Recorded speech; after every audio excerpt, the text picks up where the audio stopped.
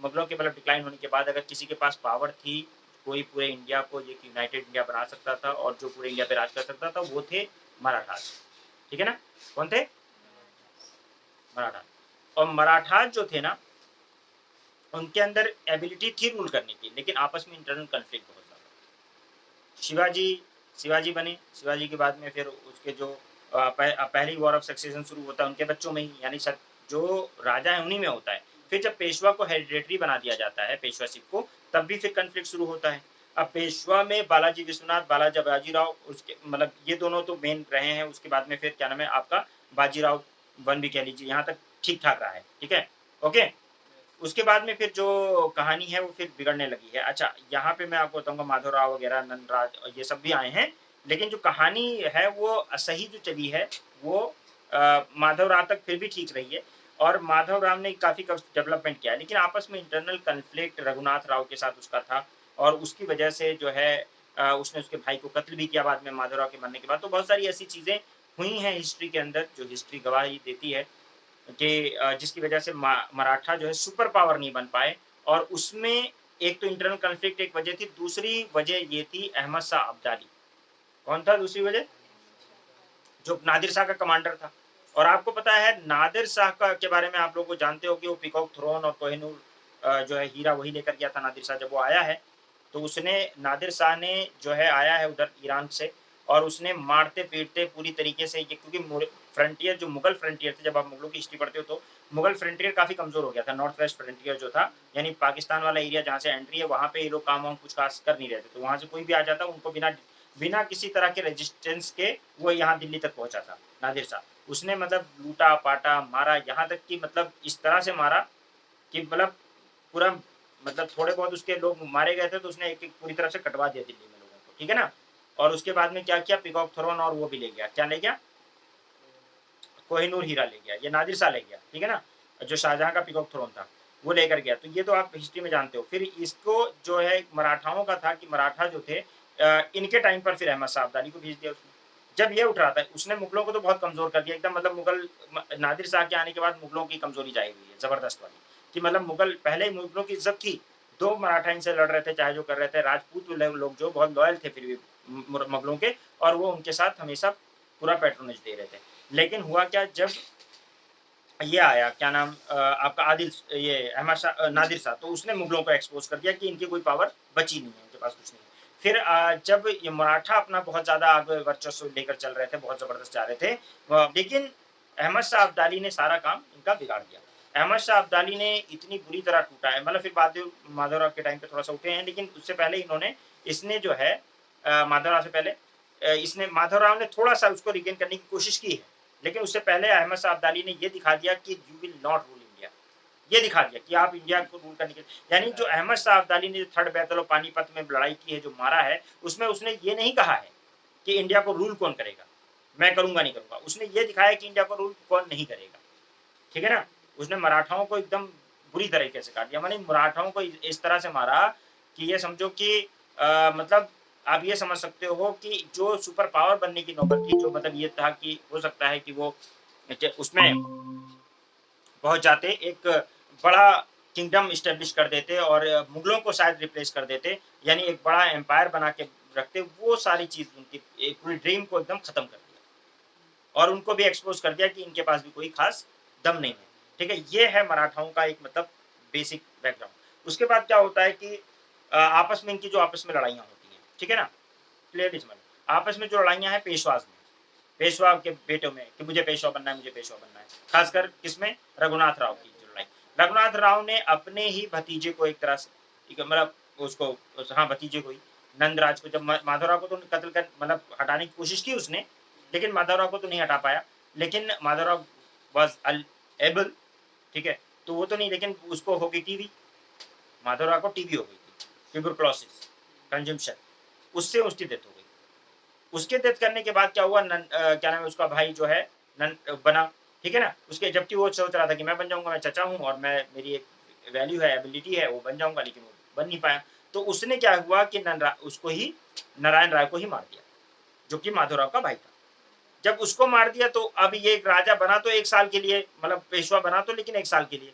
और पता क्या चला, उधर क्या नाम है जो अष्टप्रधान हुआ करते थे, 8 जो मिनिस्टर, 12 सॉरी अष्टप्रधान नहीं, 12 वो थी मराठा जो है काउंसिल बना दी गई थी।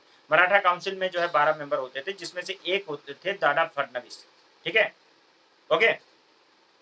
जो दादा फडणवीस थे, उन्होंने कहा कि नहीं, ये जो है बंदा राज नहीं करेगा। उनको ये पता था कि ननराज जो है, मरने से पहले उनको ये पता चला कि ननराज की वाइफ जो है वो प्रेग्नेंट है और उसका बेटा पैदा हो गया। उसका नाम रखा उन्होंने सवाई माधोराव टू, और उसके नाम पर इन्होंने, इन्फेंट के नाम पर दादा फडणवीस ने कहा कि मैं रूल करूंगा, मतलब इन लोगों ने किया कि रूल करेंगे। और रघुनाथ राव क्योंकि उसने कत्ल किया है तो ही कैन नॉट, है ना, तो उसकी ज्यादा दिन तक खुशी हुई नहीं। तो अब उसको चाहिए थे वो साथी। वो साथियों की तलाश में कहाँ भागा? अंग्रेजों के पास। अंग्रेजों के पास जाके क्या नाम है उसने ट्रीटी करनी शुरू की। अब यहाँ से जब अंग्रेजों के साथ ट्रीटी शुरू की तो उस समय वॉरेन हेस्टिंग का पीरियड आ गया है। अब वॉरेन हेस्टिंग को बना दिया गया गवर्नर जनरल, समझ रहे हो ना। वॉरेन हेस्टिंग को जब गवर्नर जनरल बना दिया गया है तो अब वॉरेन हेस्टिंग ये सोच रहा है कि मेरी चलेगी, और बॉम्बे प्रेसिडेंसी वो सोच रही है मेरी चलेगी, मैं कौन सा कम हूँ। लेकिन अब उस समय रेगुलेटिंग एक्ट 1773 आया, लेकिन उसमें कंफ्यूजन थी कि कौन होगा। तो कभी क्या हुआ, रघुनाथ राव के साथ बॉम्बे प्रेसिडेंसी वाले अगर वो कर रहे हैं, एग्रीमेंट कर रहे हैं, उधर वॉरेन हेस्टिंग मना कर दे रहा है। इधर ये ट्रीटी साइन हो रही है, उधर कह रहा है मेरे साथ ट्रीटी साइन करो। तो इस तरह से एक कॉन्फ्लिक्ट चलता रहा। लेकिन फाइनली इनको ट्रैप में पड़ना ही था, क्योंकि जो मराठा थे वो आपस में लड़ते रहते थे। उनका कोई मतलब ऐसा नहीं था, ऐसा कि एक इंडिया का विजन उनका नहीं था। वो आपस में मतलब प्लंडर उनके साथ, पता है जब अहमद शाह अब्दाली ने हमला किया है ना, तो मराठाओं ने बहुत सोचा कि मेरा लोग साथ दें। आपको मैं बता रहा हूँ, मराठाओं ने बहुत सोचा कि साथ दें। उन्होंने पंजाबियों को, सिखों को नाराज कर रखा था, उन्होंने राजपुताना को नाराज कर रखा था, उन्होंने जाटों को नाराज कर रखा था, मतलब सबको उन्होंने नाराज ही कर रखा था, कोई खुश नहीं था उनसे। ठीक है ना। उन्होंने क्या नाम है उसको अवध के नवाब को नाराज कर रखा था। यानी हर किसी को मार पीट के वन वे और अदर, उनसे चौथा सर्दिश की उसूल के सबको नाराज कर रखा था। तब जब उधर से अहमद शाह अब्दाली आता है और ये होता है कि क्या नाम है, ये सोचते हैं कि हमें भी कोई मिल जाए। उधर उसको तो सपोर्ट कर रही है, रोहिला सपोर्ट कर रहे थे, है ना, अवध का नवाब सुजाउद्दौला सपोर्ट कर रहा था। तो इन्होंने सोचा हमारा भी कोई एलाइज, कोई दोस्त बन जाए। लेकिन इनको ना जाट मिले, ना सिख मिले, ना कोई नहीं, किसी ने इनका साथ नहीं किया। इनफैक्ट जब वो आदिल अहमद शाह अब्दाली ने इनको मारा है और जब मराठा भागे हैं बाद में बचे हुए, तो उनको जाटों ने और राजपुताना ने बच्चों को मार पीट के लूट लिया है रास्ते में। ठीक है, जब ये इधर से भागे। सो कुल मिलाकर ये आप समझ लो कि इनको कोई साथी नहीं मिला, क्योंकि दुश्मनी करते रहे ना ये सबसे। तो ऐसा होता है कि ये समझ रहे थे कि जब इनकी राज पावर थी तो ये कहते हमारे सामने कौन टिकेगा, तो हम सबको मारेंगे और सबके ऊपर वो करेंगे। तो एक तरह से इनका जिस तरह से एडमिनिस्ट्रेशन जो चलाया है मुगलों ने, उस तरह का एडमिनिस्ट्रेशन स्टेब्लिश नहीं कर पाए। इनमें बहुत सारी ड्रॉबैक्स थे। लोग सबसे ज्यादा जो पॉपुलर बेस जीता था मुगलों ने, जनता का जो विश्वास जीता था, वो जीतने में कामयाब बिल्कुल नहीं थे। इनको हमेशा जनता जो है एक ऑपरेशन के तौर पे या इस तरह से देखती थी, मतलब डर वाली उससे। और डर कब तक रहेगा। अब ये इन लोग दोस्त ढूंढ रहे हैं, लेकिन इनको दोस्त मिल नहीं रहे।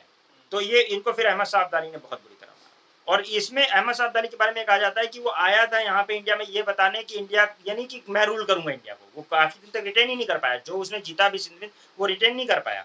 जाटों ने, इन्होंने फिर उसको कर लिया। लेकिन उसने ये जरूर बता दिया कि इंडिया को मराठा रूल नहीं करेंगे। ये क्लियर, मतलब ये कहा जाता है कि भाई उसने ये तो नहीं बताया कि इंडिया को रूल कौन करेगा, लेकिन ये क्लियर कर दिया कि इंडिया को मराठा रूल नहीं करेंगे। और ये मौका था, यही मौका था भाई अंग्रेजों के पास। अंग्रेजों को दिख गया था कि अब तो हम ही बचे, बचा कौन। फिर अंग्रेजों ने अपने हिसाब से काम शुरू किया। और उन्होंने पहले क्या नाम है एक दो बार, मतलब मराठाओं से जब लड़े हैं तो इनको पहले वार वगैरह में इनको तकलीफ हुई है। अंग्रेजों को मिला है, मतलब अच्छा खासा वो मिला है, क्या कहते हैं, हेड टू हेड कॉलिजन, एक अच्छा खासा मतलब डैमेज हुआ है। तो इन्होंने पता है क्या किया, इन्होंने पीस ट्रीटी साइन कर ली 20 साल के लिए कि हम 20 साल तक लड़ेंगे नहीं, हम कॉमन एनिमी पे फोकस करेंगे। और कौन कॉमन एनिमी है? मैसूर, समझ लो ना, कॉमन एनिमी पे फॉलो करेंगे। तो ये सारी चीजें जो है यहाँ पे आपको मराठा उसमें देखने को मिलती है। तो जिसकी रिकॉर्डिंग नहीं हो पाई थी, तो आप लोगों को मैंने इसमें बताया, तो आपको कुछ हद तक समझ में आया होगा। आप जरा स्लाइड से देख लीजिए। देखिए ऐसा है कि हमारे यहाँ, देखिए हम लोगों ने मराठास के बारे में थोड़ा देखना है। मराठा जो है वो कौन है, कैसे ये डेवलप हुए हैं। तो आप लोगों ने अभी देखा अहमदनगर, देखा ना, अहमदनगर देखा, बीजापुर देखा। ये वाला जो एरिया है, आप लोग अगर थोड़ा बैकग्राउंड में जाएंगे तो आपको समझ में आएगा कि दिल्ली सल्तनत जो हुआ करती थी, क्या क्या होती थी? दिल्ली सल्तनत। दिल्ली सल्तनत जो है उसके कुछ नोबल्स, कुछ लोग चले गए थे किधर, अहमदनगर कुछ लोगों ने इस्टेब्लिश कर लिया था। बीजापुर, अहमदनगर ये साउथ में जाके, ठीक है, हैदराबाद वगैरह ये सब जो है, मतलब हैदराबाद का एरिया वगैरह ये वाला जो पार्ट है, इसको इस्टेब्लिश करने वाला, इसको जो बनाने वाले लोग थे वो दिल्ली सल्तनत वाले लोग थे, पहले बन गया था। मुगलों ने फिर बाद में आके यहाँ पे कब्जा किया। आपको पता है कि मुगलों ने के कैप्चर करने से पहले, यहाँ आने से पहले कौन लोग थे? दिल्ली सल्तनत, ठीक है, दिल्ली सल्तनत वाले लोग थे, है ना, दिल्ली सल्तनत के लोग।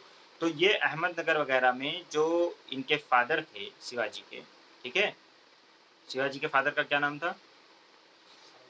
साहू जी, ठीक है ना। ये यहाँ के जागीरदार एक तरह से थे, मतलब एक तरह से एक ऑफिसर के तौर पे इन्होंने डेवलप किया था। और ये भी बहुत इनको जो है एरिया मिल जाता था कि, और ये बहुत ही मतलब थोड़ा-सा इस तरह के थे कि जिधर अपॉर्चुनिस्ट टाइप के थे, कि जिधर देखा पल्ला भारी उस साइड में बोलिए, कभी अहमदनगर के साथ, कभी किसी नवाब के साथ, कभी किसी, इस तरह से हो जाते थे। तो फाइनली इनको जागीरदारी मिल रही थी जहाँ इनका इंटरेस्ट हो। और इनको जो जागीर इन्होंने जो, मतलब साहू जी हैं, इन्होंने अपने जो अपर साइड यानी डेक्कन पे अपना कंट्रोल ये चाहते थे, लेकिन अब इतने बड़े नहीं थे कि पूरे डेक्कन पे कंट्रोल कर सके, बट एक वो था। शिवाजी की माँ थी जीजाबाई, आपको पता है। उनको इन्होंने काफ़ी बड़ा जागीर जो है वो दे दिया था, ठीक है? जहाँ पे मतलब इनको अ, शिवाजी को, कि मतलब वो इन्फेंट थे तभी दे दिया था, यानी बचपन में ही दे दिया था कि जब ये बड़े होंगे तो ये जागीर किसकी होगी? शिवाजी की होगी। तो 1674 से लेकर और 1720 तक का जो पीरियड है वो मराठा स्टेट के उसमें जाना जाता है। उसमें से शिवाजी 1674 से लेकर और 80 तक, कब तक? 74 से लेकर 80 तक का जो पीरियड है 16 से उसमें शिवाजी ने अपना वर्चस्व दिखाया है, ठीक है ना? और ये सिवनेरी फोर्ट के अंदर 1627 में पैदा हुए हैं। फादर जो है साहू जी भोसले हैं, माँ जो है जीजाबाई हैं, और इनके रिलीजियस टीचर का भी नाम कई बार पूछता है, तो कौन है? रामदास है, ठीक है? ठीक है, समारथ रामदास। और इनको जागीर मिली थी पूना की, कहाँ की जागीर? पूना की जागीर। पूना की जागीर इनके फादर से मिली थी 1637 में, क्योंकि इनके फादर को मुगलों ने अलाउड नहीं किया था कि वो जो है अब पूना में आ पाएँ। यानी वो जागीर वसूल सकते हैं, पैसा वसूल सकते हैं, लेकिन उनकी एंट्री बैन कर दी थी। क्यों? क्योंकि वो अपना पावर बढ़ा रहे थे, तो उन्होंने, मुगलों ने इनकी जो है एंट्री वहाँ बैन करा दी थी। ठीक है ना? कि एंट्री आप नहीं करेंगे, आपको जागीर फिर भी दे रखी है, ओके? ताकि वो और आगे ना बढ़ सकें।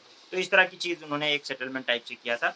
तो यहाँ पे क्या हुआ कि दादा कोंडादेव को जो है एक गार्जियन के तौर पर इसका, इनकी जागीर का की पावर दे दी इनके फादर ने, और इनको ये जागीर मिल गई पूरे पूना की, ठीक है? उसके बाद में जब ये पावर में आए तो उन्होंने बहुत सारे फोर्ट वगैरह मतलब वो किए, कैप्चर किए।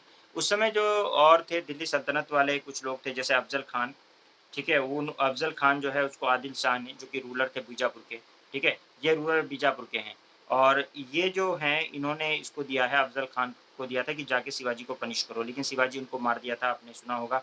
वो बड़ी उसमें नैरेटिव्स आती हैं कि 1659 के अंदर जो है ये मीटिंग के लिए गए थे, तो उसने खंजर उठाया मारने के लिए, तो शिवाजी ने जो है मार दिया, ऐसे करके पूरी स्टोरी बताई जाती है। वो कौन थे? वो एक्चुअल में मुगल नहीं थे, मतलब मुगलों की तरफ से नहीं थे, वो बीजापुर के जो रूलर थे, उसकी तरफ से। बीजापुर का रूलर कौन है? आदिल शाह, उसकी तरफ से अफ़ज़ल खान को भेजा गया था, जिसको ये मार दिया, इन्होंने मार दिया था। शाइस्ता खान गवर्नर ऑफ डेक्कन थे, उसको औरंगज़ेब ने डिप्यूट किया फिर, ठीक है ना? कि मतलब ये शिवाजी बहुत आगे बढ़ रहे हैं, तो 1660 के अंदर शिवाजी पूना हार गए, ठीक है? किसके? शाइस्ता खान के उसमें, ठीक है? हार गए, और मतलब काफ़ी डिफीट सफ़र किया इन्होंने, ठीक है? Okay? Severe defeat till he made a bold attack on Shaista Khan and plunder Surat. उसके बाद में फिर क्या हुआ, 1660 में तो ये काफ़ी बुरी तरह हारे हैं, लेकिन 63 और 64 में इन्होंने जो है प्लंडर किया है सूरत को, अहमदनगर को, यहाँ घुस गए हैं ये गोरिल्ला वारफेयर करके, सूरत को प्लंडर किया है, और उसके बाद में अहमदनगर को प्लंडर किया। अहमदनगर का मैप आप लोगों को मैंने दिखाया, ठीक है? तो ये शिवाजी का मतलब वो है। फिर क्या हुआ कि औरंगज़ेब ने जो राजा ऑफ अंबर थे, राजा जय सिंह ऑफ अंबर, उनको भेजा कि जाओ, अपॉइंट किया कि जाके शिवाजी की पावर को कर्टेल करो 1665 में। कब? 1665 में। जय सिंह सक्सीड होते हैं, बिसीज कर लेते हैं कई सारे पुरंदर का फोर्ट जो है छीन लेते हैं, किससे? शिवाजी से। ओके, और उसके बाद में एक ट्रीटी ऑफ पुरंदर साइन होती है 1665 में, जिसमें शिवाजी को जो है कुछ फोर्ट मुगलों को देना पड़ता है, ठीक है? ओके, और अपनी विजिट भी देनी पड़ती है कि जाके वहाँ पे मुगल एम्परर के सामने अपनी बात पहुँचो आप, ठीक है, पेशी दो, ओके। अब ये बात होती है 1674 के अंदर शिवाजी जो है वो अपने आप को कोरोनेट करते हैं, किस टाइटल देते हैं अपने आप को, protector of the Hinduism, protector of the Hindu, धर्मोधारक, ये प्रोटेक्टर ऑफ द हिंदुइज्म का ये वो देते हैं। और बाद में अपने आप को छत्रपति बताते हैं, क्या बताते हैं?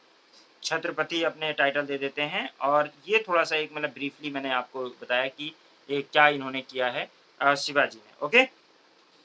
शिवाजी का जो एडमिनिस्ट्रेशन था, शिवाजी जो है वो सबसे पावरफुल राजा, एक तरह से राजाओं में सबसे पावरफुल शिवाजी ही रहे हैं, ठीक है ना? बाकी जो राजा नहीं, भला अपने आप को छत्रपति बनाने वाले भी शिवाजी हैं। और इन्होंने अपने एडमिनिस्ट्रेशन को जो है स्वराज वगैरह में कई प्रोविंसेस में डिवाइड किया था। और अष्टप्रधान वगैरह जो होते थे, इनके अष्टप्रधान 8 मिनिस्टर होते थे जिनसे असिस्ट होते थे, जिसमें जो है पेशवा भी होता था, जो एक ठीक है, उसको मुख्य प्रधान कहा जाता था पेशवा को, फाइनेंस, जनरल एडमिनिस्ट्रेशन के मैटर देखता था। बाद में वो प्राइम मिनिस्टर की लेवल पे काफ़ी इंपॉर्टेंस उसको मिली, ठीक है ना? पेशवा को आप आगे देखेंगे। उसके अलावा मजूमदार और उसके विवेक मतलब कई सारे मिनिस्टर वगैरह होते थे। तो इनके अंडर में जो है मोस्ट एडमिनिस्ट्रेटिव रिफॉर्म शिवाजी के जो थे वो मलिक अंबर, अहमदनगर के मलिक अंबर का जो रिफॉर्म था उसके बेस पर इन्होंने भी अपने टैक्स वगैरह लगाए थे। चौथ और सरदेश मुखी, चौथ मतलब 1/4 यानी 25% ऑफ द लैंड रेवेन्यू, कि अगर आप मराठा राइट्स रेट से अगर आप मतलब 2-4 नहीं होना चाहते हैं तो आप देंगे। और सरदेश में की एडिशनली 10% डिवाइड करते थे, ठीक है, जो कि मराठा क्लेम कर देते थे हेरिडेटरी राइट अपना मुगल एम्पायर के ऊपर। तो ये मतलब अगर मतलब ये जो है जो मराठा टेरिटरी नहीं है उससे भी ये चौथ और सरदेश मुखी उसूलने का अपना राइट बताते थे। और यही इसी के लिए कई बार लड़ाई होती थी कि हमें यहाँ पे उस चौथ और सरदेश मुखी उसूलने दिया जाए। वो मना करते थे तो इनकी लड़ाई हो जाती थी, समझ रहे हो ना? तो बेसिकली जागीरदारी की लड़ाई थी। एक मतलब पूना में शिवाजी ने अपना राज्य स्टेब्लिश किया। और उसके बाद में मतलब थोड़ा बहुत अपना एक्सपेंशन, कई सारे फोर्ट, उसमें वो फोर्ट ही जीत रहे थे मेनली, कोई बहुत बड़ी जागीर और बहुत बड़ा एम्पायर नहीं जीत पा रहे थे, ठीक है ना? एम्पायर नहीं था, लेकिन ये था कि और चौथा और सरदेशमुखी का था कि ज़्यादातर परगनाज में हमें चौथ और सरदेशमुखी उसूलने का राइट दिया जाए, और नहीं तो हम हमला करेंगे, अटैक करेंगे। और ये शिवाजी के टाइम पे गोरिल्ला वॉरफेयर टैक्टिक काफ़ी फेमस हुआ, कई जगहों पे इन्होंने गोरिल्ला वॉरफेयर किया है। तो ये तो बेसिक एक बात है। उसके बाद में क्या होता है ना कि ये संभाजी आते हैं 1680 में से 89 तक का जो पीरियड है, संभाजी का पीरियड है। ये अल्डर सन है किसके? शिवाजी के, ठीक है ना? और शिवाजी के 2 बेटे हैं जो मैं आगे दिखाऊँगा, एक है राजा राम, ठीक है? यंगर सन है शिवाजी के, ठीक है? वो वॉर ऑफ सक्सेशन में जीत जाते हैं संभाजी, ठीक है ना? और उसके प्रोटेक्शन भी प्रोवाइड करते हैं अकबर II को, जो औरंगज़ेब का एक रिबेलियस सन होता है, ठीक है? और उसके अलावा मतलब ये जो है he captured he was captured at the कहाँ पे? कहाँ पे? Sangameshwar by the Mughal noble, किससे? संगमेश्वर में by the Mughal noble and executed. तो ये भी मतलब कैप्चर कर लिए जाते हैं और मार दिए जाते हैं। तो इनका थोड़ा शॉर्ट पीरियड ही है, मतलब 80 से 89 के बीच में he was captured and killed, ठीक है ना? Executed by the Mughal noble, ठीक है?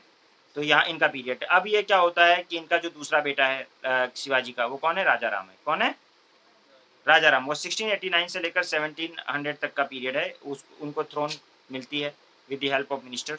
ही फ्लेड फ्रॉम द राजगढ़, ठीक है? और 1689 due to the Mughal invasion in which Rajgarh were captured along with the Sambhaji's wife and the son of Sahuji by the Mughal. Mughal क्या करते हैं? संभाजी की वाइफ और उनका सन जो साहू होता है, ठीक है? वो मुगल उसको क्या कर लेते हैं? कैप्चर कर लेते हैं।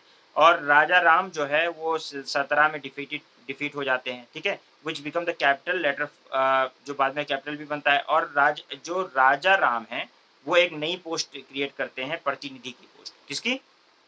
प्रतिनिधि। प्रतिनिधि की पोस्ट जो है इसको लेकर अब 9 मिनिस्टर, पहले अष्टप्रधान होते थे, एक प्रतिनिधि बना देते हैं जो कि उनको रिप्रेजेंट करता है। तो ये जो प्रतिनिधि होता है ये अब प्रतिनिधि प्लस अष्टप्रधान हो जाते हैं। राजा राम है। राजा राम जो है बेसिकली कौन है? ये he is the son of Shivaji.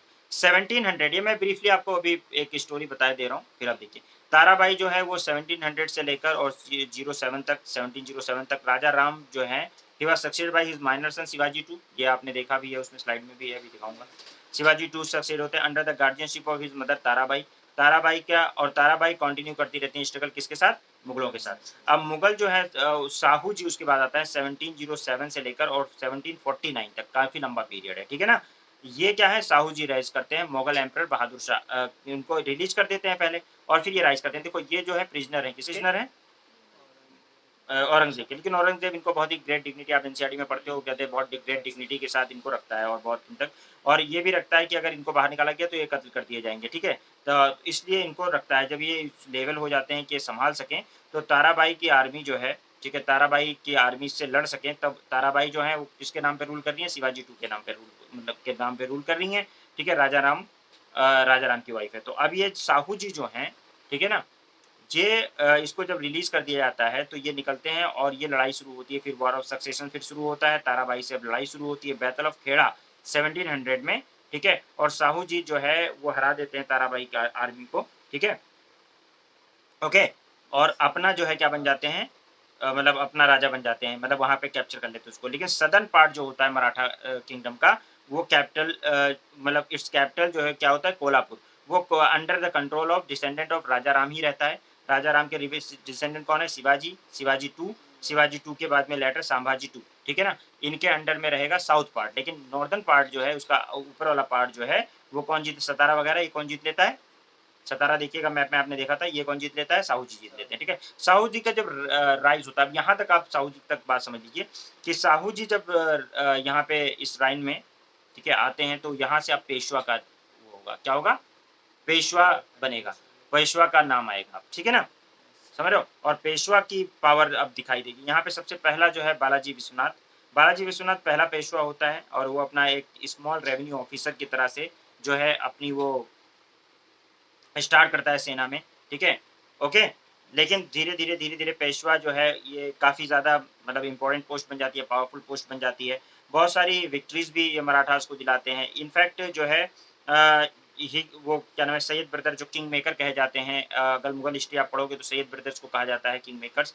उन्होंने जो है कई सारे राजा आपको पता है बनाए, ठीक है ना? और बिगाड़े, ठीक है? तो वो मुगल हिस्ट्री में आप देखते हैं 1719 के अंदर, ठीक है? जैसे आपको पता है कि इन्होंने फारूक सियार को बिठाया ना, उसके बाद फारूक सियार को कत्ल भी किया, उसके बाद फिर मोहम्मद शाह रंगीला को बिठाया, है ना?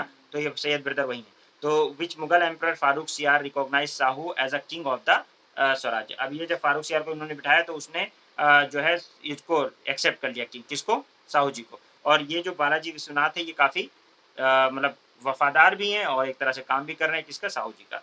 अब मराठा कॉन्फेडरेंसी को बढ़ाने वाला, बनाने वाला जो बंदा 1720 से लेकर और 18 तक ये मराठा कॉन्फेडरेंसी बन गई है, यानी किंगडम के बजाय। अब जो है, अब जो राजा होगा ना, छत्रपति जो रहेगा राजा, उसकी इंस्टीट्यूशन हो जाएगी वीक, ठीक है ना? और किसका इंस्टीट्यूशन बचेगा? हैं? नहीं, नहीं, उस पेशवा का इंस्टीट्यूशन। मेन इंस्टीट्यूशन हो जाएगा पेशवा का, और किसकी कहानी गड़बड़ खत्म हो जाएगी? राजा की कहानी खत्म हो जाएगी। नहीं, राजा जो होगा वो जैसे हमारे यहाँ नॉमिनल प्रेसिडेंट होता है ना, ऐसा हो जाएगा। और मेन काम सारा किसका हो जाएगा? पेशवा का, प्राइम मिनिस्टर का, ठीक है ना? तो ये जो पेशवा होगा वो, तो यहाँ पे बाजीराव जो है, ठीक है, Bajirao the eldest son of the Balaji Vishwanath, ये सक्सेड करता है। बाजीराव आप लोगों ने सुना ही है। पेशवा 20 साल की उम्र में ही वाज़ वेरी एबल, ठीक है, बहुत ही गोरिल्ला वारफेयर टैक्टिक का माना जाता है कि आफ्टर शिवाजी जो है सबसे ज़्यादा मतलब इसने ही किया है, और इसने जेनिथ पे पहुँचाया है इसको, पूरे मराठा कॉन्स्टिट्यूएंसी को, ठीक है। मराठा जो है मराठा फैमिलीज़ प्रोमिनेंट मतलब आप डिफरेंट पार्ट्स में थी और आपस में लड़ती भी रहती थी, आपको ये पता है, ये बात चीज़ है ना। तो इसने फिर क्या किया, इनको डिवाइड कर दिया था, किसमें? सीधे सिंधिया को ग्वालियर दे दिया था, होलकर जो थे उनको क्या दे दिया था? इंदौर दे दिया था, पवार को धार दे दिया था, ठीक है ना। उसके अलावा गायकवाड़ को बड़ौदा दे दिया था, भोसले को नागपुर, और पेशवा खुद पुणे में बैठ रहा है। तो ये सारा इसने डिवाइड किया था, और उसका ये था कि हम जो है मुगलों के ऊपर अटैक करते रहेंगे, अटैक करते रहेंगे, अटैक करते रहेंगे, तब तक अटैक करते रहेंगे जब तक हम अपना राज स्टेब्लिश ना कर लें, ठीक है। तो उसमें उनका ये था, यानी कि और मराठाओं ने किया भी, लेकिन फिर इनका भी नंबर आएगा। बालाजी बाजीराव जो है 1740 से लेकर 61 तक, जिसको नाना साहब भी कहते हैं, ये अपने फादर को अपने age of 20 succeed the father age of 20। After the death of Sahu ji 1749, जो मैनेजमेंट सारा अफेयर्स का था वो किसके हाथ में आ गया? पेशवा के हाथ में आ गया, ठीक है ना। उसने मुगल जो एम्परर है अहमद शाह, उसके साथ एग्रीमेंट भी किया। पेशवा जो है वो मुगलों को प्रोटेक्ट करने की भी वो थी एक्सटर्नल, जैसे अहमद शाह अब्दाली या ऐसे कोई भी आता है, मतलब कोई उनसे प्रोटेक्ट करने के लिए इसने एग्रीमेंट भी किया, बदले में उसको चौथ मिलेगा, ठीक है ना। ओके, आप लोगों को पता है कि अगर मराठा कॉन्फेडरेशन कभी भी खत्म नहीं होता, मैं आपको थोड़ा सा इसके, ये तो मैंने वो बता दिया, अब जो आपको असल चीज बताता हूँ, कि मराठा जो है ये ये एक ऐसी पावर थी, ये तो मैंने थोड़ा सा एक फैक्चुअल वो बताया। मराठा आफ्टर मुगल जो थे, मुगलों के आने के बाद अगर सबसे मुगलों के ना शिवाजी के से राजा वाली कहानी शुरू हुई है, राइट, छत्रपति वगैरह वाली कहानी। तो ये 1674 से लेकर 80 तक का जो पीरियड है, ठीक है, ये वर्चस्व रहा है किसका, किसका वर्चस्व में रहा है, शिवाजी का, ठीक है ना। ओके, तो ये वाला। अब शिवाजी के दो बेटे हैं, कौन कौन, राजा राम एंड संभाजी, ठीक है ना, क्लियर, ये यहाँ से क्लियर है। अब संभाजी जो हैं, इनके जो बेटे हैं साहूजी 2, ठीक है ना। साहूजी 2 के टाइम पर, यानी संभाजी, राजा राम, और आपने देखा है कि भाई राजा राम से, ठीक है, कन्फ्लिक्ट चला है साहूजी का, चला है कि नहीं चला है, ठीक है, यानी उनकी बेटी, उनकी वाइफ ताराबाई से चला है, ठीक है ना, ताराबाई से चला है, वो राजा राम की तरफ से हैं, राइट, ओके।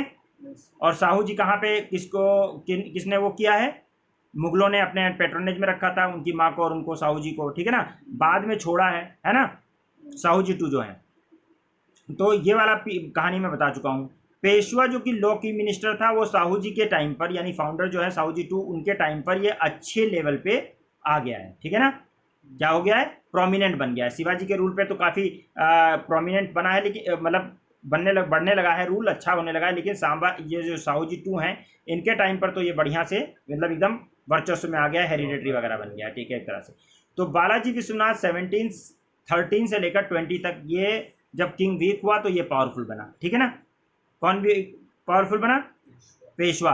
और पेशवा रूल बन गई हेरिडेटरी, ठीक है, जो कि हेरिडेटरी नहीं था, पेशवा को चुना जाता था, अभी हेरिडेटरी बन गया, पेशवा का बेटा पेशवा बनेगा। बाजीराव 1 1720 से लेकर 40 तक, इसके टाइम पर जो है इसने बहुत बड़ा एरिया कंट्रोल में ले लिया, ठीक है ना। और ये जो कन्फ्लिक्ट होता रहता था, इसके लिए इसने डिवाइड कर दिया, ग्वालियर को दे दिया, कौन सा, सिंधिया, ग्वालियर सिंधिया को दे दिया, और क्या नाम है आपका, गायकवाड़ को बड़ौदा दे दिया, होलकर जो है इंदौर में, और भोसले नागपुर में, और पुणे में पेशवा खुद बैठ रहा है, ठीक है ना। इस तरह से इसने मतलब एक डिवीजन करने की कोशिश की, ताकि लोग पैसिफाई रहें और थोड़ा सा हम मिलकर कर सकें कुछ, ठीक है, बढ़ सके। तो इस तरीके से मराठा, और देखो मराठाओं ने जो मतलब लड़ा है, वो कहाँ तक गए हैं, उधर बंगाल उड़ीसा तक पहुँच गए हैं, कहाँ तक, उड़ीसा तक, इधर पूरा अपना केरला तक पहुँचे जा रहे हैं, उधर जो है आपका गुजरात से होते हुए वो दिल्ली तक पहुंचे जा रहे हैं, समझ लो ना, पानीपत वगैरह तक एरिया में पहुंचे हुए हैं, इधर अवध की तरफ भी जा रहे हैं। अब अवध को खतरा है कि भैया कहीं ऐसा ना हो हमारी तरफ आ जाए, तो फिर मसला तो होगा ना। तो अभी ये लोग फिर मिलके वो करेंगे हिसाब, ठीक है। बालाजी विश्वनाथ का जो बेटा है वो यहाँ देखिएगा, इसको थोड़ा समझिएगा, वहाँ तो वो वाला इतना इंपॉर्टेंट नहीं है क्योंकि वहाँ से नहीं क्वेश्चन आएगा, लेकिन यहाँ पे जो है ना अंग्रेजों से डायरेक्ट लिंक है। तो देखिए बालाजी विश्वनाथ है, उनका बेटा कौन है, बाजीराव 1, ठीक है, ये समझ में आ गया।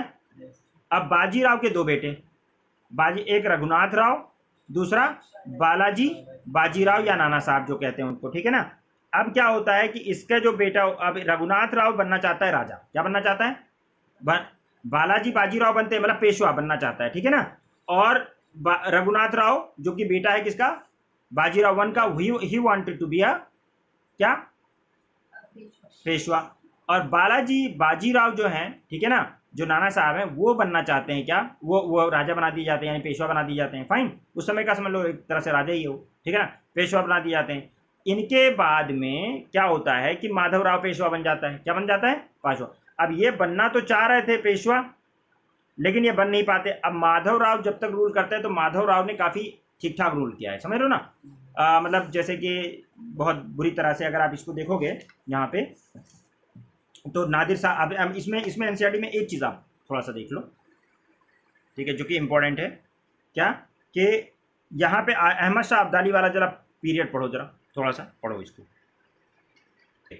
देखिए मराठा, जब अहमद शाह अब्दाली आ रहा है, ये जो है किसको भेज रहे हैं, अहमद शाह अब्दाली जब आक्रमण करता है, उधर से आता है और उसको बुलाते हैं ये लोग। देखो ये जो बुलाने वाले कौन है, निज़ामुद्दौला और रोहिलखंड, नजीबुद्दौला, ठीक है, ओके, नजीबुद्दौला, और उसके अलावा शुजाउद्दौला और फवद, ये दोनों बुलाते हैं, ठीक है, ये इसका साथ भी देते हैं। और योगी ये दोनों सफ़र कर रहे थे किसके, मराठा सरदार के हाथ में। तो इधर से जब देखते हैं कि हाँ दुश्मन आ रहा है, तो ये किसको भेजते हैं, सदाशिवराव भाऊ को भेजते हैं, ठीक है ना, और अपने माइनर को भेजते हैं। तो इसमें ये भेजते तो हैं, लेकिन अब इनको लगता है कि यार ये तो कई लोग हो गए हैं, मतलब मराठाओं को लगता है ना कि एक तो ये मतलब नजीबुद्दौला है, उसके शुजाउद्दौला है, ये लोग जो साथ दे रहे हैं इसका, अहमद साहब अली का है।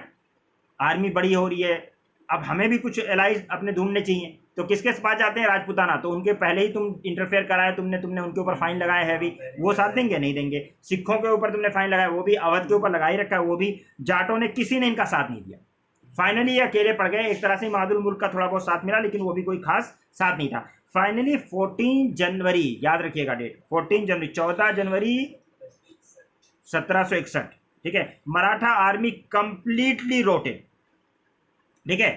पेशवा का जो सन था विश्वनाथ राव, ये क्या नाम है, विश्वास राव और सदाशिव राव भाऊ, ये सब और बहुत सारे मराठा कमांडर बैटलफील्ड के अंदर, लगभग 28,000 सोल्जर मारे गए, ठीक है ना।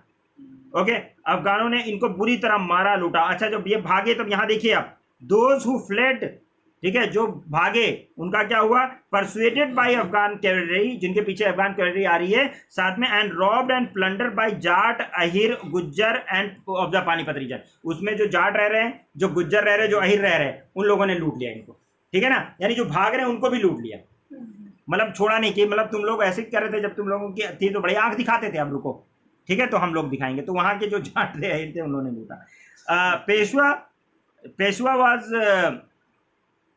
ठीक है, marching not to help his cousin. तो पेशवा जो है अपने कजन को हेल्प करने के लिए आ रहा था, उसी को, सदाशिव राव को, है ना, तो हेल्प करने आता। जब उसको ट्रेजिक न्यूज मिली कि यार इतनी बुरी तरह डिफीट हुआ, इतनी बुरी तरह मारा है, इतने लोग मारे गए हैं, तो उसको बड़ा टेंशन हो गई, और कुछ दिनों बाद जून 1761 में ही उसकी डेथ हो गई बेचारे की, ठीक है ना। तो इस तरह से मतलब डिफीट हुआ। तो यहाँ पे एक देखिए, मैंने आपको बताया था कि मराठा का डिफीट जो है पानीपत के लिए बहुत डिजास्टर्स था। ये पूरी क्रीम इन्होंने खो दी थी अपनी, क्या नाम है, इन्होंने, किसने, ठीक है।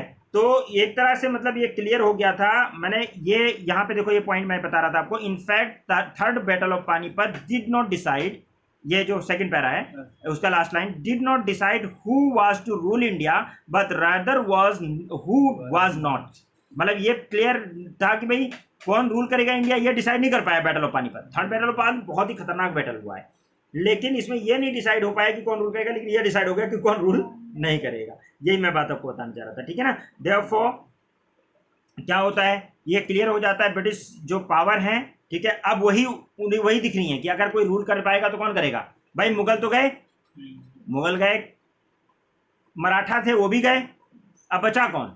बाकी लोगों को तो फिर अंग्रेज हैं, जो कि मतलब देख सकते हैं 17 साल का ओल्ड माधव राव जो है वो पेशवा बनाया जाता है। कितने तारीख को? 1761 में। कौन बनाया जाता है? माधव राव, क्योंकि वो मर गए भाई। जो पेशवा है उसकी डेथ हो गई, और जो क्या नाम है, अब कौन बचता है? माधव राव बचता है। माधव राव जो है 1761 में बेचारा बनाया जाता है। He was a talented soldier and statesman. काफ़ी 11 साल का लगभग उसका पीरियड रहता है, उसमें वो काम करता है काफ़ी सारा, मतलब लोगों, अपने मराठा को दोबारा से पावर रिगेन करने में हेल्प करता है। लेकिन उसकी डेथ हो जाती है, टीबी हो जाता है, ट्यूबरक्लोसिस हो जाता है, टीबी का उसमें इलाज नहीं था, और टीबी से कंजम्पशन से उसकी डेथ हो जाती है, ठीक है, बात समझ रहे हो? ओके। और इसके मरने के बाद यानी 1772 के अंदर डेथ हो जाती है। मुश्किल से 11 साल का पीरियड रहा है कंजम्पशन से। अब इसमें कंफ्यूजन हो गया, अब कौन बनेगा? अब रघुनाथ राव चाह रहा है। अब देखो स्लाइड, रघुनाथ राव क्या चाह रहा है? कि मैं राजा बन जाऊं, ठीक है ना। ओके, अब यहाँ पे रघुनाथ राव चाह रहा है कि राजा बन जाए, लेकिन अब रघुनाथ राव को राजा बनाने, क्योंकि वो उसको बनाया नहीं, बना दिया किसको? नारायण राव को। किसको? जो कि ब्रदर है किसका? माधव राव का। किसने बनाया? किसने बनाया? जो मतलब काउंसिल थी उसने बना दिया। अब क्या होता है कि अब इसको बर्दाश्त नहीं होता है, कहता है यार इतने दिनों से मैं माधव राव के टाइम से ही चाह रहा हूँ, 1761 से ही चाह रहा हूँ कि मुझे क्या मिलना चाहिए? पेशवाशिप मिलनी चाहिए। अब मुझे नहीं मिल रही, ठीक है। अच्छा, ऐसा नहीं है कि रघुनाथ राव कोई कायर आदमी था, ये ही वॉज फाइटर, मतलब वो भी फाइटर था, अच्छा फाइटर था। उसने बहुत सारे जगहों पे काशी वगैरह जाके आज़ाद करवाया, काफ़ी सारा मतलब लड़ाई की है उसने भी, लेकिन अब उसको पेशवा नहीं बनाया गया, तो वो नाराज़ हुआ, ठीक है ना, और उसने नारायण राव को कत्ल कर दिया, ठीक है ना। ओके, कत्ल करवा दिया, मतलब खुद नहीं किया, करवाया, ठीक है ना, मतलब ऐसे मिलके करवाया, तो मतलब माना जाता है कि उसने किया भाई, कत्ल तो करवा दिया, असिसिनेशन करवा दिया नारायण राव को। अब क्या होता है, नाना फडणवीस ने जो है, मतलब अब इन लोगों को था कि ये कुछ दिन बना, इसकी खुशी कुछ दिन टिकी, एक साल के लिए मुश्किल से। पता क्या चला कि इनको पता चला कि नारायण राव की जो वाइफ है सी इज प्रेग्नेंट, ठीक है ना।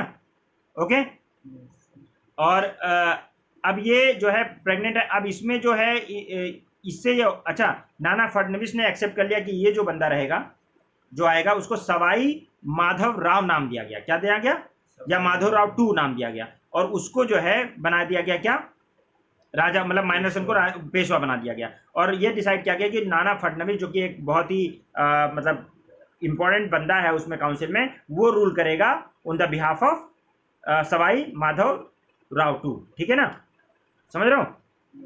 तो इस तरह से अब रघुनाथ राव क्या करे, अब रघुनाथ राव क्या करे, ठीक है। अब यहाँ पे देखो दो, एक है कहीं पे ये भी लिखा हुआ है कि माधव राव का सन था, कहीं पे ये भी लिखा हुआ है कि नारायण राव का सन था, ठीक है ना, इसमें कंफ्यूजन है थोड़ी सी, कई कई जगहों पे कुछ लिखा है, ठीक है, तो वो है, लेकिन उसमें कोई वो नहीं, ये ध्यान रखिए कि रघुनाथ राव फाइनली जो है वो नहीं बन पाया। अब उसमें क्या होता है कि वो अपने फ्रेंड की तलाश में निकलता है कि कोई फ्रेंड मुझे मिल जाए, ठीक है ना, कोई दोस्त मिले।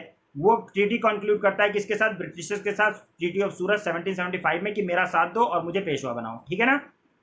ये ट्रीटी ऑफ सूरत में क्या है, इंग्लिश कहते हैं कि हम रघुनाथ राव की हेल्प करेंगे, उसके बदले में सेलसेट और बासीन जो है वो ब्रिटिश को दिया जाएगा, ठीक है। सेलसेट वाला कौन सी जगह है, जहाँ पे अभी बॉम्बे है, इस वक्त का जो मुंबई है वो उसी वही एरिया है, ठीक है। लेकिन अभी वो कहते हैं, लेकिन इधर आ गया है रेगुलेटिंग एक्ट, आ गया है कॉर्नवालिस, वो वारेन हेस्टिंग, वारेन हेस्टिंग के आने की वजह से वारेन हेस्टिंग कलकत्ता जो है उसको सुपरवाइजरी अथॉरिटी दे दी गई है। वो कह रहा है ये बॉम्बे और मद्रास की दे दी गई है ना, ये तो आपको पता है।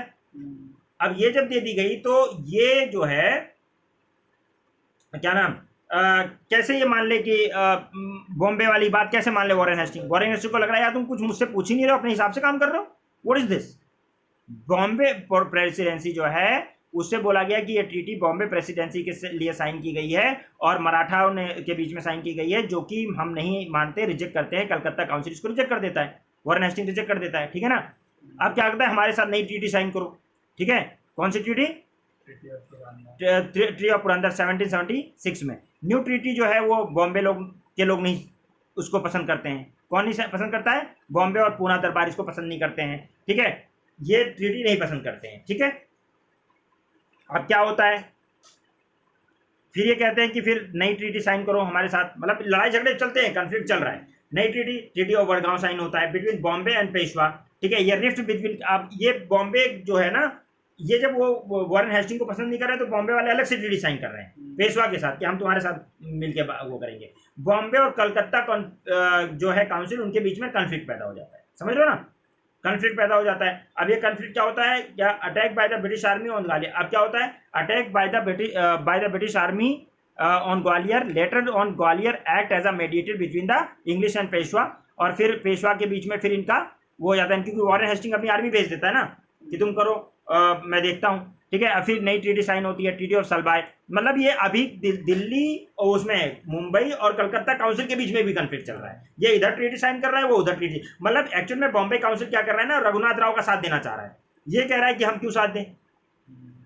हम पेशवा से वो करेंगे, तो वही कन्फ्लिक्ट है। अच्छा, इनके बाद में मतलब थॉट्स नहीं मैच हो रहे हैं, तो वो उधर ट्रीटी साइन कर रहा है, इधर ये ट्रीटी, तो बहुत सारी ट्रीटी साइन हो रही है इस वजह से, और तो बीच में थोड़ा लड़ाई झगड़े भी हो रहे हैं, ठीक है, और उसमें डिफीट भी हो रहा है। अब क्या होता है, न्यू ट्रीटी सलबाई साइन होती है 1782 में, और फिर स्टेटस को मेंटेन करते हैं ये लोग, कहते हैं भैया ऐसा है कि हम आपस में नहीं लड़ेंगे क्योंकि दोनों को नुकसान हो रहा है लड़ने से, ठीक है। इधर तुम पेशवा की तरफ जाएं, रघुनाथ, क्योंकि कंफ्यूजन, स्टेट ऑफ कंफ्यूजन है, ठीक है ना, रघुनाथ राव की तरफ जाए क्या है, तो रघुनाथ राव को फाइनली एक ट्रीटी ये साइन कर लेते हैं कि ये जो वारेन हेस्टिंग होते हैं ये साइन कर लेते हैं कि देखो हम रघुनाथ राव को साइड करते हैं, ठीक है ना, हम जो है उसको वो नहीं देंगे, उसको पेंशन 3 लाख रुपए का दिया जाएगा, क्या दिया जाएगा, 3 लाख रुपए का पेंशन दिया जाएगा, रघुनाथ राव अपना जिए खाए, ठीक है, ओके, समझ रहे हो आप, वो जिए खाए, और हम लोग जो है अपना 20 साल तक स्टेटस क्वा रखते हैं, लड़ाई झगड़ा नहीं करेंगे, और कॉमन एनिमी की तरफ फोकस करेंगे, किसकी तरफ, मैसूर की तरफ, ये इन लोगों का ये था, समझ रहे हो। अब ये तो जब, अच्छा इसमें एक चीज याद रखिएगा कि जो इन लोगों ने मतलब फाइट किया, पहला जो वॉर हुआ है, ठीक है, पहले वॉर के अंदर जो है बहुत अंग्रेजों को अच्छे से मतलब सबक मिला है, ठीक है ना, तो इस वजह से ये लोग, ये जो है ऐसा नहीं है, उनको बहुत मतलब अच्छे से पीटे बांटे गए थे, साथ में मतलब ये भी था कि रघुनाथ राव भी साथ था, फिर भी पीटे गए थे ना, तो इन लोगों ने कहा यार इस तरह से स्टेट ऑफ कंफ्यूजन है, किसका साथ दें किसका ना दें, मराठा ही आपस में लड़ रहे हैं, तो उन्होंने एक बफर बना दिया कि 20 साल तक हम स्टेटस को रखते हैं, हम कुछ उसमें इंटरफेयर नहीं करेंगे और कॉमन एनिमी पे खेल करेंगे। अब जब इन्होंने मैसूर को साइड कर दिया, ठीक है ना, मैसूर की कहानी कर दी खत्म मराठाओं के साथ मिलकर, ठीक है ना।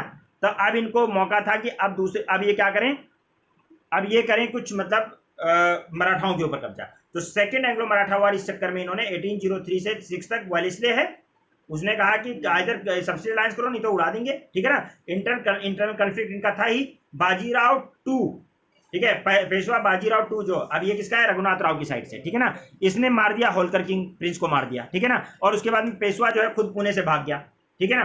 होलकर ने अपने मतलब आए थे इधर हमला करने, तो उन्होंने पेशवा जो है विनायक राव को पेशवा बना दिया यहाँ पे। बाजीराव टू फिर वहां गया कहाँ पे, अब अपने अपने जैसे उसके बाप गया था उसी हिसाब से वो भी फिर अंग्रेजों के पास पहुंचता है, ठीक है। बासीन आता है और एक ट्रीटी साइन करता है अंग्रेजों के साथ कि मेरी मदद करो, ठीक है ना। ओके, और मैं सब्सिडी लाइन्स में आ रहा हूं आपके साथ। सबसे पहले यही बंदा सब्सिडी लाइन्स में आ गया, ठीक है ना। ओके ओके, तो यहाँ पे जब ये सब्सिडी लाइन्स में आ गया तो response to this treaty by the Maratha जी, लोगों को ये चीज़ अच्छी नहीं लगी। क्यों नहीं अच्छी लगी, क्योंकि वो जानते थे कि ये नेचर जो है ये तो गड़बड़ा जाएगा काम, समझ रहे हो ना, अगर सब्सिडी लाइन्स में चले गए। ओके, भोसले और सिंधिया इसको लाइक नहीं कर रहे थे, लेकिन अब इसने अंग्रेजों ने इनको अलग अलग से मारा, अलग अलग से इनसे सब्सिडी लाइन्स की, ठीक है ना। अब इन लोगों ने क्या किया, जब पसंद नहीं आया तो आपस में भोसले, सिंधिया, होलकर ये लोगों ने सोचा कि हम अटैक करते हैं, लड़ते हैं, ठीक है ना। लेकिन सारे डिफीट कर दिए गए ब्रिटिश के द्वारा, ठीक है ना। और इनसे अलग अलग इन्होंने ट्रीटी साइन कर ली कि सब लोग सब्सिडी लाइन्स ले लो, हमारी आर्मी स्टेशन रहेगी तुम्हारे यहाँ, ठीक है ना। अब ये लोग सब मैक्सिमम आ गए हैं किसमें, सब्सिडी लाइन्स में। ओके, अब 17 से लेकर 1818 का पीरियड है, और आप सबको पता है ये किसका पीरियड है,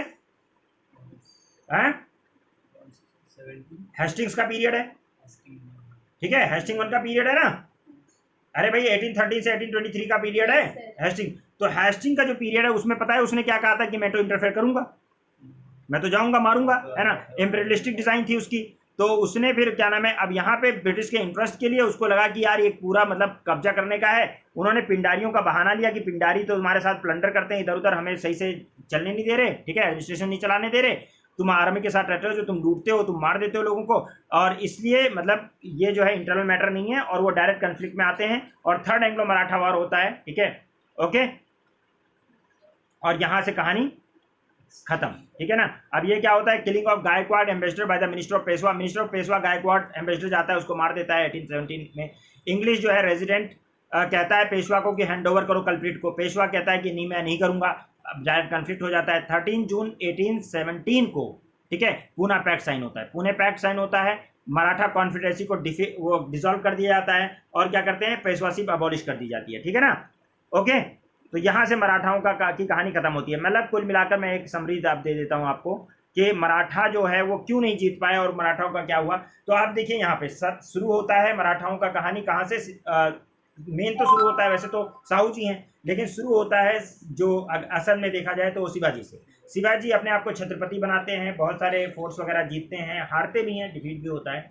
उसके बाद फिर उनके जो वंशज हैं उनमें आपस में वॉर ऑफ सक्सेशन होता है, वो वीक हो जाते हैं, वॉर ऑफ सक्सेशन की वजह से आपस में लड़ के वीक हो जाते हैं। एक जो वो है पेशवाशिप, वो एक पेशवा जो होता है वो पिटी मिनिस्टर से एक पावरफुल मिनिस्टर बन जाता है। पेशवाशिप को बाद में हेरिडिटरी बना दिया जाता है, बन जाती है, और वो पूरी कॉन्फेडरेशन बनाता है, पूरा मराठा कॉन्फेडरेशन, जो पेशवा एक प्रधानमंत्री के तौर पे काम कर रहा है, ठीक है ना। अलग अलग सरदार अपने हिसाब से काम कर रहे हैं, और ये एक दूसरे की से मतलब हमेशा हसद में ही रहते हैं, चलते ही रहते हैं, और लूटपाट इनका नेचर में ज़्यादा रहता है। उसके बाद में फिर क्या होता है कि कुछ हद तक जो संभालने की कोशिश की थी पेशवा ने, वो आके अहमद शाह अब्दाली इसको साफ कर देता है। वो जो कहानी थी कि मतलब मुगलों को रिप्लेस कर देंगे, ये जो कि लग रहा था कि शायद रिप्लेस कर दे, तो वो वहाँ पे ड्रीम जो है वो सेटल कर देता है। कौन? अहमद शाह अब्दाली कर देता है। अब ये माधव राव को संभालने की कोशिश करता है, तो वहाँ पे इंटरनल कन्फ्लिक्ट रघुनाथ राव और नंद राव क्या नाम है, नंद, ठीक है, नंद राव वगैरह के साथ हो जाता है उसका, ठीक है। अब क्या है, यानी भाई उसका जो माधव राव का।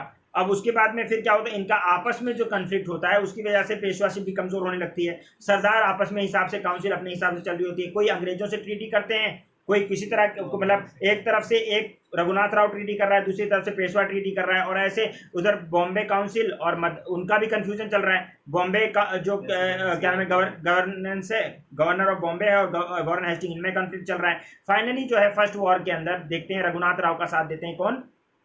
फर्स्ट जो मराठा एंग्लो मराठा वार है उसमें साथ कौन देते हैं, रघुनाथ राव का ब्रिटिशर्स साथ देते हैं। लेकिन ब्रिटिशर्स जो पेशवा अलग तरफ से लड़ता है तो ब्रिटिशर्स को बड़ा नुकसान उठाना पड़ता है, तो वो उससे वारेन हेस्टिंग नाराज हो जाते हैं कि ये सब क्या हो रहा है। बाद में फिर ये लोग जो है सेकंड उसमें रघुनाथ राव का क्वेश्चन छोड़ देते हैं कि नहीं भाई छोड़ो, रघुनाथ राव को हम साथ नहीं देंगे, उसको पेंशन दो, साइड करो, 3 लाख रुपए पेंशन उसका फिक्स करो, साइड करो। वो कहानी शुरू हो जाती है। फिर ये क्या कहते हैं, धीरे धीरे कहते हैं कि सब्सिडी अलायंस में आओ। वेलेस्ले के टाइम पे, वारेन हेस्टिंग के टाइम पे तो लड़ाई झगड़ा चल रहा है, वेलेस्ले के टाइम पे सब्सिडी अलायंस में, तो उसमें बाजीराव 1 बाद में आई बाजीराव 2, मतलब जो पेशवा है वो आ जाता है किसमें, क्या नाम है कि भाई हम आ गए, ठीक है, वो रघुनाथ राव का बेटा वो पेशवा वो आ जाता है सब्सिडी अलायंस में। लोगों को पसंद नहीं आता सरदारों को, लेकिन सरदार कितने यूनाइटेड है, कितना वेल ऑर्गेनाइज्ड है आपको पता ही है, ठीक है। तो वो क्या नाम है सब मिलकर भी लड़ते हैं तो भी काम नहीं आता। सब्सिडी अलायंस में आखिर अलग अलग ट्रीटी साइन होती है। फाइनली जो हेस्टिंग है वो आता है और इनको थर्ड एंग्लो मराठा वॉर करके और कहानी पेंडारियों का बहाना वाना करके खत्म कर देता है, पेशवा से एबॉलिश कर देता है। यहाँ से जो कुछ बचा खुचा था कि शायद मराठा जो है वो पूरे इंडिया को एक यूनाइटेड इंडिया बनाने के तरफ जाएं, वो खत्म हो जाता है, ठीक है। तो मराठा क्यों डिफीट हुए, क्यों हारे गए, उसकी वजह यह थी इनका जो नेचर था वो रोबर स्टेट का नेचर था। ये लूटने पे ध्यान देते थे, मारने पे, कि अगर हमसे बचना है तो हमें चौथे दो, हमें सरदेशमुखी दो, ये वाली कहानी थी इनकी। इनके जो है ये शॉर्ट साइटेडनेस थी, कोई यूनिटी नहीं थी आपस में अपने पिटी इंटरेस्ट के लिए दोस्तों तुरंत मतलब बिल्कुल भी अलाई करने से चूकते नहीं थे, मतलब अपने दुश्मन से जाके अलाई कर लेते थे, ठीक है, तुरंत, जैसे आपसे नाराज हुए उनसे अलाई कर लिया। तो इस तरह से इनका चलता था। इंफीरियर मिलिट्री ऑर्गेनाइजेशन थी, कोई एक विजन नहीं था, इंफीरियर मिलिट्री ऑर्गेनाइजेशन थी, सुपीरियर और इंग्लिश की सुप्रीमेसी आपको पता ही है, अंग्रेजों की, और स्पाइनल सिस्टम कितना जबरदस्त था। तो कुल मिलाकर इस तरह से मराठा जो है वो अहमद शाह अब्दाली के बाद से उतना उठ नहीं पाए, और ना ही, और उसके बाद आपस में जो कन्फ्लिक्ट थे उनकी वजह से फिर तो ये कहा जाएगा कि अहमद शाह अब्दाली भी एक रीज़न हो सकता है, लेकिन सिर्फ अहमद शाह अब्दाली रीज़न नहीं है, भी ध्यान रखिएगा। क्योंकि अहमद शाह अब्दाली अगर सिर्फ रीज़न होता तो ये बाद में संभाल लेते, क्योंकि माधवराव ने कुछ हद तक संभाल लिया था, लेकिन बाद में ये लोग नहीं संभाल पाए, आपस में ही कन्फ्लिक्ट होते रहे, आपस में ही एक दूसरे से लड़ते रहे। तो ये एक नेचर रहा है किसका, एक मैंने ब्रीफ हिस्ट्री बता दी, वैसे इसका लेक्चर हो चुका था तो इसलिए मैंने एक समरी लेक्चर टाइप से आपको बता दिया। आई होप कि समझ में आ गया होगा, ठीक है ना। अब तो ठीक है मराठा।